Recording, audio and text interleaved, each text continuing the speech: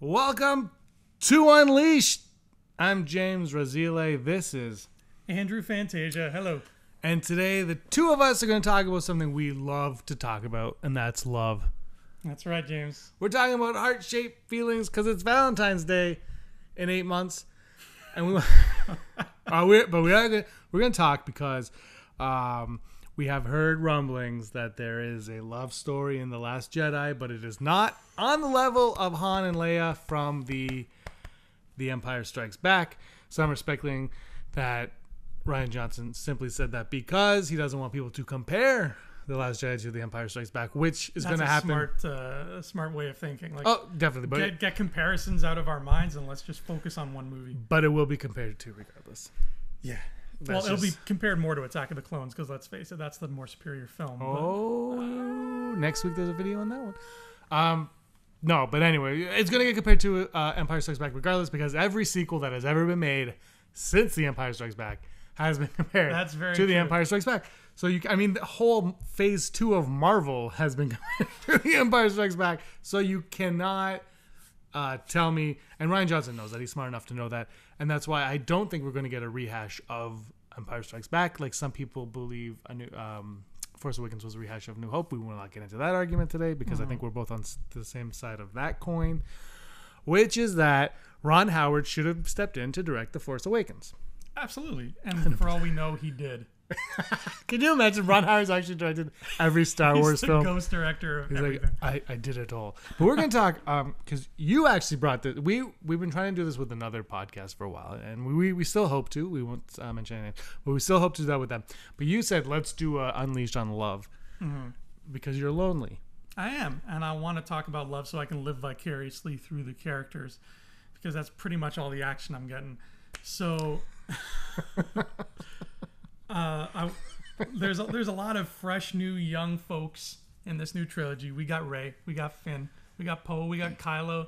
Phasma could be young. I haven't seen her face. Snap. Wexley. He's young. We haven't seen him with somebody. Maybe he's got a person. Maybe he doesn't. So love is definitely gonna, romance is gonna come in there. I think at some point. But the reason why I want to talk about it today is because I actually would prefer it if there was no romance to speak of in this trilogy. You're on your own. Okay. So now that half the people are mad and half of them are very happy, because that's just statistics, why, just right off the bat, why not? Well, let me put it this way. A recent movie that came out that a lot of people are loving that I really liked was Wonder Woman. The only part of that Wonder Woman movie that didn't sit well with me was the part where her and Steve Trevor share that kiss up in that. They go up into some room. Spoilers. Sorry. I haven't seen it. They go up into some room and they kiss each other. Now, the whole idea of the Wonder Woman movie and why it's so important right now is that it's a big deal that it's the first female-led superhero movie, first female-directed superhero movie, and it's making a ton of money and it's getting great reviews. And it depicts Diana, Wonder Woman, in an amazing way where she's never depicted as a sex symbol. Not once in the whole 2.5-hour movie. She's always depicted either just as powerful or as a human being. There's never a moment where you're like, damn, Wonder Woman. So I really liked that about the movie. I thought it was a great, fresh take on this 75-year-old character. And the idea of throwing in that little romance, to me, it seemed unnecessary. It's like, just because, and Wonder Woman is not the only movie guilty of this. Like, so many people in Hollywood just do it, and I wish they wouldn't. Just because you have two good-looking people in a movie does not mean they have to kiss at some point in this movie. And that was one of the many reasons that I loved Pacific Rim, was because they resisted that urge. You had your leading male hero and your leading female hero, and the whole point of the movie was they had to become in sync with each other and work together. And by the end, they didn't kiss. They hugged it out as friends, and I was like, that's freaking amazing. Well, you're also forgetting Rogue One did the same thing. Exactly, Rogue One. You got Cassian and Jyn. They kind of tap danced around each other, but in the end, what did they do? They hugged as friends and they died together as friends. So I'm in the party where I think they did a great job making Wonder Woman powerful, which is what she needed to be, both from a superhero standpoint and from like a woman standpoint. I think that everything the movie achieved could have still been achieved without having to have that kiss. And I think the same can be said for the new Star Wars trilogy, because look how many little girls already look up to Rey. Like it's amazing. When we've been to Celebration, how many little Reys were running One. around? Just one. But damn, she was giving it her all. There were quite. We were at the airport. There was one on our plane. There was a Rey on our plane. That's right. I remember you guys telling me about her. Oh yeah, you weren't on that plane. I wasn't. I was on a. I was on the plane, and there was Rey on the plane with a lightsaber. That and lightsaber. And a bag that says Scavenger Scum. She didn't even have to check the lightsaber. Like they just let her on. They did. They were like, she was like, "You will let me on," and they were like, "Yeah, it's a toy. Get on the plane." But it worked. But I want to bring something up here quickly because Janet Rubio, one of our watchers, brought this up to me. Hey, Janet. She says, how come in an action film with a guy, it's very acceptable for the man, the man just sleeps with all the women, and you're like, yeah, James Bond's awesome, triple X's, okay, and but you're like, when an action movie star, a male action movie star, gets the one, everyone's like, yeah, but yet we look at Rey, and they're like, Rey's gonna have a love story, and everyone's like, well, girl love story. All of a sudden, it's flipped, and I think Janet brought this up because at Celebration there was a talk about how Rian Johnson can write strong women. And it's like, well, if you can write strong women, why can't that? And that for some reason, love with a woman weakens the woman, strengthens the man. It's very like it's weird when you like. I never really. She brought that up, and I was like, that actually makes complete sense because for some reason we associate it with weakness for the woman, and for the man, it's like, oh, strength. Yeah, it's like a prize. Like he obtained a prize by finding love, which is completely wrong. And you're right. That plays into why I think it would be better off to not have Rey have to deal with whatever love include on top of all this Jedi stuff she's dealing with. It comes down to all these little girls who idolize Rey. Same with all the little girls now who are idolizing Wonder Woman. I want those girls to be able to look at these heroes of theirs and understand that they don't need relationships, whether it's with a man or another woman. They don't need a relationship in order to be powerful, in order to discover how powerful they are, in order to achieve their full potential. Sure, it's great. If you meet somebody you love them, that's awesome. I'm happy for you. But that's not a necessary step in life. That's just a bonus. Your self should come first. Your own self-worth should be up to you to discover, and it shouldn't be something that you need to find in another person. You shouldn't need to be fulfilled by another person on your own. And I think that making these Hollywood romances a necessity, like make sure you cram in a kiss in episode 9, like I think that's just going to be a detriment to these kids, because I would rather have them, maybe I'm wrong, but I would rather have them grow up in a state of mind where they're saying, you know what, if I meet somebody, that's great, but I want to become who I'm going to become on my own terms. I want to do my own what thing. What if the romance is played out like The Empire Strikes Back, like Han and Leia, and that is that a, like even in Force Awakens you could argue Finn and Rey, because Finn's like, you have a boyfriend, yeah, like it's just played about. What if they played around with it like that? If they play around with it, yeah, like I have no problem with Finn, going after Rey. She's cute, she's a cute girl, and he's like, yeah, I'm with the Resistance. That makes perfect sense to me. I just don't want, like, as far as I'm concerned, Rey is the main character of this trilogy. I just don't want the main character's arc to be necessitated by a love story.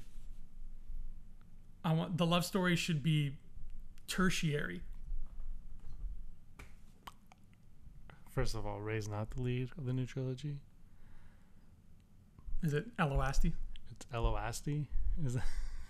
No, Rey's definitely the lead. Another part I want to bring up now for you is a few weeks ago on the main show on the podcast, the Rebel Scum podcast, that I brought up, or Brock brought up, that a lightsaber fight is going to happen, and there's a very good chance that one will happen between Rey and Kylo. And let's say it does happen. For sake of argument, this is a lightsaber fight we are 100% getting in The Last Jedi or going forward. Now, the weakness of the lightsaber fight in The Force Awakens was the lack of emotion in the fight in terms of what it was representing. Because, yeah, he killed Han Solo, but he was also Han Solo's son more than she was Han Solo's daughter, but anyway. But you know what I mean? Like, because as much as they tried to show that he was like a father figure to her, it didn't really come across so much. Like, except for Kylo being like, "It's a father you never knew you had. You want a job?" Like, it was like, I don't know what voice that was, but you know what I mean? Like they were more like forcing us to believe that so we'd feel in that fight, but that fight really kind of lacked that emotion. Yeah, exactly. That I would say that, you know, the Vader Obi-Wan fight has, especially from Luke's point of view. When you watch that, it has Vader. Luke obviously has it. Vader, Luke again obviously has it. The prequels, Attack of the Clones, they really try to do with Dooku and Obi-Wan, how Dooku's kind of like, join me, Obi-Wan. And then Yoda, Palpatine, because of what's going to happen after that. So this one was lacking that. So I was saying that in the next film, in The Last Jedi or going forward, whatever they fight, there's going to have to be some kind of connection there. There's going to have to be some kind of emotional impact that fight is going to have for us as a viewer more than anything. And we're trying to figure out what it could be. And we're like, well, unless she's related to them, like if she's a Solo or a Skywalker, then you have sister and brother, or you have cousins going at it. But then somebody brought up, it might have been Jenna again, somebody brought up that what if it's the Reylo aspect? What if they have, because they have like the Force bond and blah, blah, blah, blah. Mm-hmm. But let's say they're connected like that, and maybe they have some kind of emotion towards each other. It could be love, hashtag Reylo, or it could just be they feel sympathy for each other, or they kind of understand each other. But could that be where, and that aspect of a love story, could that drive it forward? They would never have to kiss in this scenario, but they're both kind of like, oh, damn, I like her. Oh, I like him. Not like that. Exactly like that. I like the idea, if for no other reason than it's a type of lightsaber fight we haven't seen before. I mean, we've seen Master v Apprentice, we've seen Father v Son, but we haven't seen like lover versus lover. That hasn't happened yet. So just like for the sake of seeing something different and cool, I'm curious to see something like that. And you're right, they wouldn't have to necessarily, like, this love doesn't have to be fulfilled in any way. It could be just like a longing, which would make it all the more tragic when one of them inevitably bites the dust before anything, you know, can come of this. So I would be down for that. I was gonna say, you know, Kylo has like 10 years on Rey, but then Han did on Leia as well, so that's not really a valid point. But yeah, I could get around that. I could deal with that happening if it becomes like a tragedy that kind of strengthens the characters, and it's not just something like a slump that they fall into. Yeah, I think. Well, I mean, you look at Brick and Looper, Rian Johnson's films. Their core is a relationship. Both stories, right? The core of those stories is a relationship. I don't know if anything's going to change here with The Last Jedi. I mean, because the other thing too is we have that in Return of the Jedi, Luke learns that compassion and love is the ultimate goal, really. So you would think that is where the gray area is, the gray, hashtag gray Jedi. By the way, gray Jedi exist. They're not Jedi, but Jedi is a cool word. That's how you look at it. There's a J. Anyway. I would think, though, that going forward that he would recognize that and he would know that. And I'm kind of hoping in some way that he uses that in his new teachings of that new Jedi order that he was starting with Kylo. And I'm hoping, to be honest, right now, from what I know, which is nothing, I really hope that Kylo was his only student and Kylo was on board with all that, because Kylo's very strong in the light and the dark side of the Force, and Luke probably utilized that to the best he could, teaching him that that's where you need to find balance, that's where you need to find it. And then when, I don't know if you've ever read Bloodline, because it sounds like you haven't. He's read Bloodline. Hashtag apologies. But when that that news is announced, and then we presume that that's when Kylo turns, that maybe he shifts more to the dark and he's like, boom, and he goes down. That's what I like to think right now, because I know the idea of the Knights of Ren being fallen students, all that's very cool, but there's no reason to believe any of that. And that also kind of weakens the original trilogy ending in a way, that Luke hasn't really learned anything other than let's just redo what was already done. Right. So I like to think that he understands that love and compassion is what you need to go forward. And I think adding that to Kylo, to Reylo, having that love story, hashtag not quite love story, but having that new emotion added to that fight scene could be really interesting and cool. Yeah, well, first of all, if you've read Green Lantern comics, you know that the color of compassion is not gray, it's indigo. And second of all, I just dropped that reference right there. That is Harry Potter world versus like Disney. You can't go. It's a different universe. Second of all, I think that you're warming me up to the idea of the romance being a part of Kylo's arc much more than it could be of Rey's arc. Like if Kylo, let's say Kylo develops feelings for Rey, whether or not it's reciprocated. Let's just say he falls for her. Which, seeing what kind of a psycho dude he is, I can see it being like a one-way kind of thing. If that's the case, maybe that is what pushes him towards a redemption, because he looks back at this grandfather he idolized and he's like, what went wrong? Padme went wrong. Padme started him down this path where he got like he was obsessed with her and with protecting her because he loved her, and then next thing you know, he's making deals with a creepy guy in a hood, and now he's Darth Vader. So that might kind of open his eyes, where he's like, I am finishing what my grandfather started, but I'm making the same mistakes. So if I really love this girl, I got to do the right thing, because Anakin did not end up happy with the Chop her head off. Chop her head off and just, end it right now and go to Hooters and drown myself in some death sticks. So you're right. That could be a really cool little side quest for Kylo, and like maybe the majority of 8 and 9 is him coming to this realization and being like, for the sake of this person that I decided I love, I have to break away from Snoke, break away from the dark side. That'd be cool. I hope he does not get redeemed. Same, but if he has to, that's a good way to do it. That's another topic for another day, because his redemption just seems like we've seen it already. Mm-hmm. But staying in the gray area or purple area, indigo, whatever. Purple is the color of love in Green Lantern. Okay. Oh, like Ryan Reynolds' Green Lantern? No, the good Green Lantern, the comics. Oh, yeah. Hello. Anyway, Reylo. Now you got me thinking. It does, like, it could make even more sense if it's just Kylo in love with Rey, or not in love, but infatuated with Rey, maybe, and Rey's like, no, you're a creep, get away from me. Yeah, but they also share that bond from the Force bond. They share the Force bond, but I guess we have yet to see if that's gonna compromise anything emotion wise, or if it's just a Force bond. Like, we don't really know the extent of what that can do yet. No, I still think it's really cheap that's how she learned how to do a mind trick. I'm just saying. I prefer the idea that she was brainwashed over. I open your mind and you remember and you learn how to do a mind trick. Yeah. Well, maybe she was. We don't know yet. My Uncle Ryan Johnson. For those of you, Uncle Rye, Uncle Rye Joe. No, I don't think we're going to get an explanation on any of that. And I think, to be honest, as much as for me, I'm like, I really wish there was an explanation. You know what? Just water on the bridge. Move on. Mm-hmm. Move on.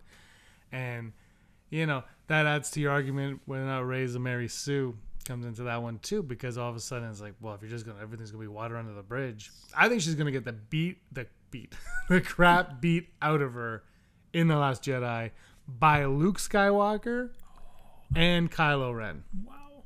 By both of them. And then I think she's going to kick the crap out of Kylo Ren it's going to be like a WWE fight where you're like, oh my God, Rey's getting pounded to the ground. Rey's going down. Rey's going down. And then all of a sudden, she picks up a folding chair. She picks up a folding chair, and then the Spanish announce table gets taken out, and it is the greatest day ever. But that's what I think, though, that Luke's going to kick the crap out of her in the training. Like, and you're right. You're going to be like, oh, she's not powerful. Mm-hmm. Like, she is, but she's not Luke Skywalker powerful. And then she's going to fight Kylo, and Kylo's going to have that extra training. She's going to have extra training. And then the winner's going to be the one that uses the compassion. The Indigo. I hate you. Now let me ask you this. In the Last Jedi trailer, Indigo.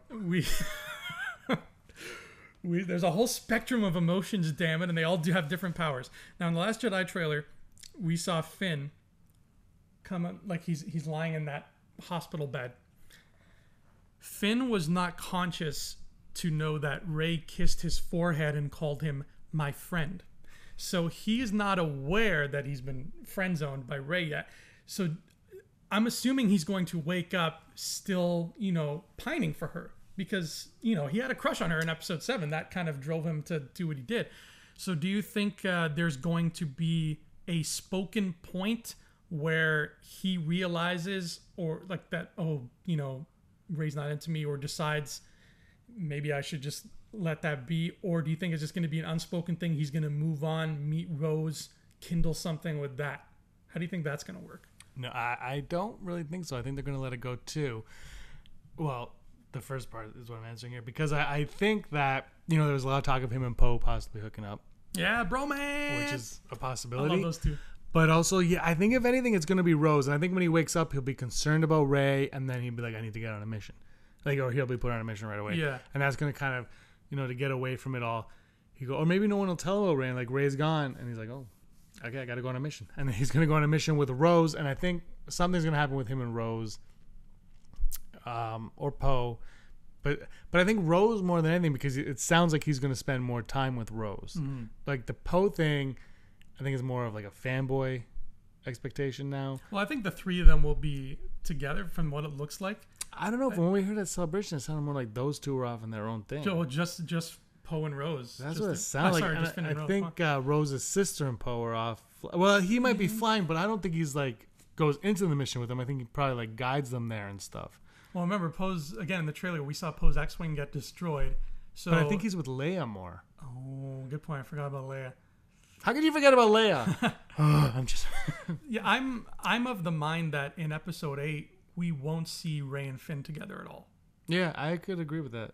And then their reunion in 9, they're going to be very different people from, what they knew in The Force Awakens. So that's going to be interesting to see that happen. Especially if, and I really don't want this to happen, but especially if Rey turns to the dark side. Imagine Finn meeting her in 9, and he's like, Rey, what happened to you? And she's like, everything happened to me. Yeah. So I don't think she's going to turn dark anymore. I did when I saw the trailer for Force Awakens, I definitely thought she was. But I don't think she is anymore, because I think that's playing it too simple almost. I hope you're right. I think it's more entertaining if she doesn't turn dark, actually. Yeah. I think it'd be really cool to see her turn dark. We've seen a lot of cool fan art, and we've talked about the possibility of her turning dark all the time. But I just think we've talked about her turning dark. So if she doesn't turn dark, we're like, oh. And like, even if there's no like risk of her turning dark, I would totally be into that too. Yeah. Like I'm just like, oh, this is a riskless. Yeah. Wow. Because then it's like, what's gonna happen? But then it's all on Kylo. Like, what's happening with Kylo? Is he going to be? And then because the redemption, as much as I don't think it's going to happen, you don't think it's going to happen. Like, I think it just. If when you're playing around with it, we could be there like, oh my god, is he going to kill Rey? No, he's going to go. He's going to turn to the light. Is Rey going to kill him? No, she's not going to. Like, and all of a sudden you have this play on it because nothing is happening. Everything's staying the status quo, but you keep expecting it, and then they just hit you with Snoke, which sounds like a Rian Johnson movie. What you just described. Well, I wrote Looper. Ghost wrote Looper. Most of it was Ron Howard. Let's be honest. Whoever tell me the odds, Ron Howard directing The Last Jedi. Go. 99%. 0.6. Oddly enough, one of Aaron's favorite movies is Willow. I still have not seen Willow. Isn't that sad? Don't tell it. It's on YouTube. It's on YouTube? Okay. The whole thing is on YouTube. If Blockbuster were still a thing, I would rent it. You can't rent it from Google Play or iTunes, but the whole thing is on YouTube for freebies. Good. I'm trying to buy it. Like I'm trying to spend money on Willow because I want to watch years, it first and know if it's good, and then I'll buy it. Because Erin bought me Labyrinth. She loves the Labyrinth, but she's like she loves Willow, and she couldn't find it on Blu-ray at the time. And now it's on iTunes. It might be on iTunes US of A, but it's not on iTunes Canada, and it's not on Google Play here either. It's probably not on Netflix, right? It's not. It's definitely not on Netflix. And I just got Fanboys. Fanboys just showed up on iTunes, and I paid the $4.99, and I bought it, even though I have it on Blu-ray, which also cost me $2.99 or $3.99. I've spent like $7 on that movie in total, and it is fantastic. I love it. But that's not Willow. Anyway, Ron Howard is directing The Last Jedi. Confirmed. But Finn, could Finn be the one with a love story in this film? Could it be him and Rose, him and Poe, or him and Leia? Ooh. Right? I think if anybody's going to have a love story in this movie, it's definitely going to be Finn. And you're right. He's got a plethora of options in front of him. If it is Rose, like I said, I don't trust her yet. She's too cute. Something's up. She works for DJ or something. I don't know. Maybe she's a spy sent by... She's Ben Quadinaros. She's Ben Quadinaros. So if Finn ends up hooking up with her, it's either going to be a case of, oh shit, my heart's broken because this girl ended up being a spy, or oh shit, this girl was a spy, but now she fell in love with me and she's betraying her people she was spying for, and now she's like a triple agent, which sounds more interesting. I could go for that. But I'd rather it be Finn like dealing with the romance stuff than Rey. Like leave Rey to deal with the heavier Jedi stuff. Like I feel like throwing in the romance, it almost makes it like after school specially in a way with her. I don't know. I would much rather see that like relegated to Finn or to Poe. Or even Luke. Give Luke like some hottie, some island hottie on Octo. Like Raquel Welch. Side Akbar. Do you think since Finn had this injury after Force Awakens, do you think he's basically invincible now in terms of the trilogy? Like, because now if he gets injured again, we're like, oh, it's going to be like Nora Wexley. We're like, oh, got injured again. I've stopped caring. Yeah. Or is he? Or do you think they could just kill him off? Do you think they could even kill Finn at some point? Maybe by 9 they kill Finn. Because I just think if he gets injured again in any kind of way, am I going to care? Because he just got back. Like, it's like he was injured so bad we thought he was dead in the Force. I mean, we're supposed to think he's dead. And they're like, he has a heartbeat. And then we see him now and he comes back and he's supposed to be stronger and better than ever. And if he gets injured again, are we going to be like, he's going to come back? That's my one issue with the Marvel films is I don't care when they get hurt because I know it doesn't matter. You know what I mean? Like 2 people have died in the Marvel Cinematic Universe. Like no one dies in that. And then there's always the risk like Iron Man's going to go shoot the alien thing in space. It's like, yeah, but he's gonna come back. Iron Man 3 is coming out next week. Like, you never really feel the fear. So I feel like if they do that with Finn, are we gonna lose? Are we gonna care at all? Well, the Star Wars universe is a dangerous place. There's a million ways to die.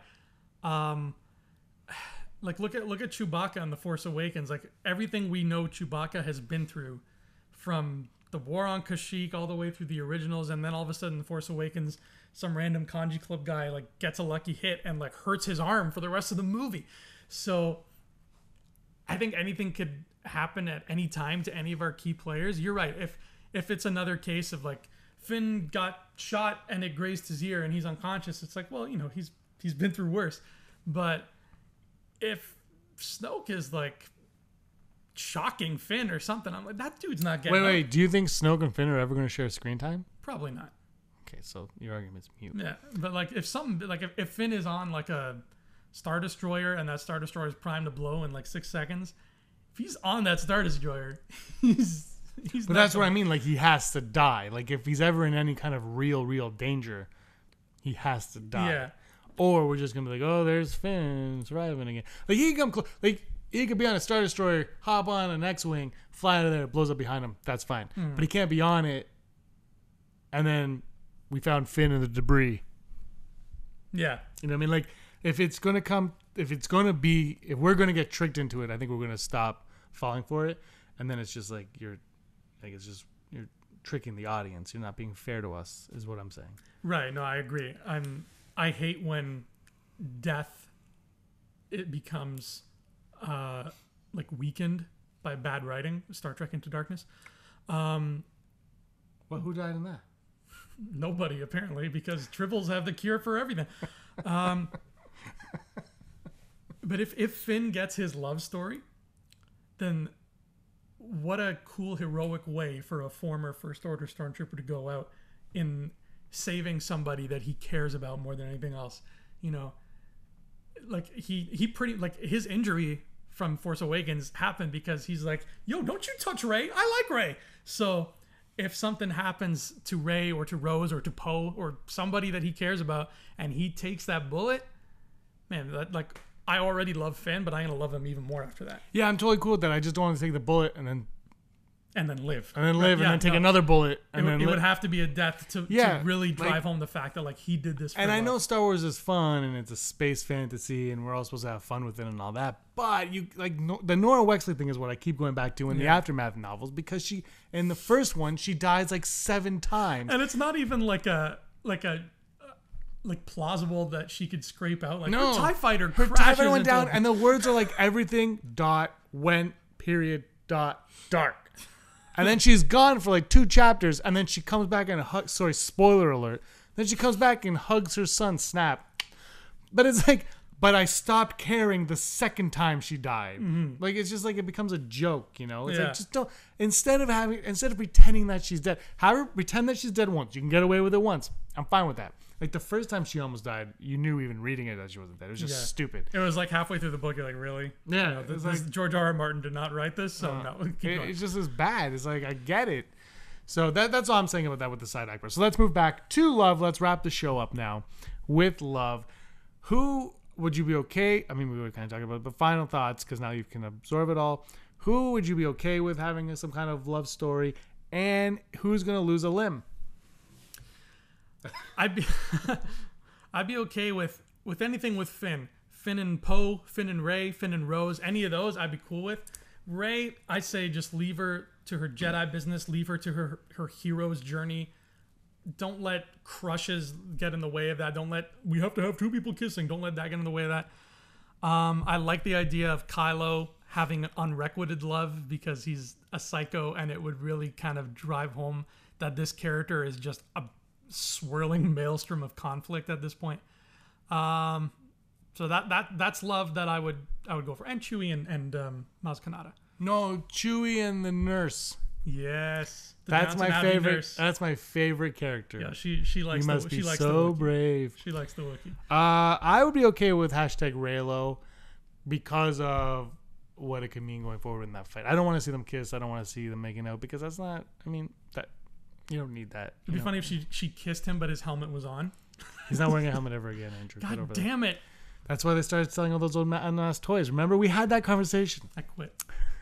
Thank God. I'm okay with that. I don't want to see like a full. I don't want them going out and whining and dining each other. Like, what if there's, sorry to interrupt you, what if there's just like totally in the background, like it only happens like out of focus in the background, but there's a whole intertwining love story with Hux and Phasma.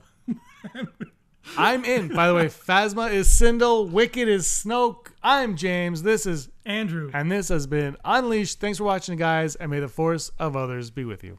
Love. Hey scumbags, thanks for watching. Don't forget to give us a thumbs up on our video. As always, please subscribe to our YouTube channel, Rebel Scum Podcast, for all the latest videos.